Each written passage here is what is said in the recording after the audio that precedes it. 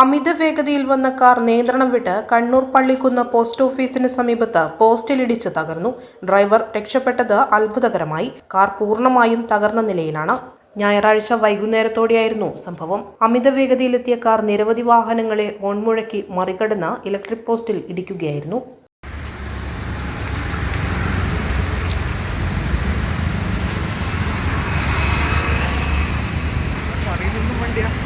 നമ്മളെ ഭാഗത്തൊരു വണ്ടിയായിരുന്നു. അതാണോ ഒന്ന് നമ്പർ ഉണ്ടല്ലോ.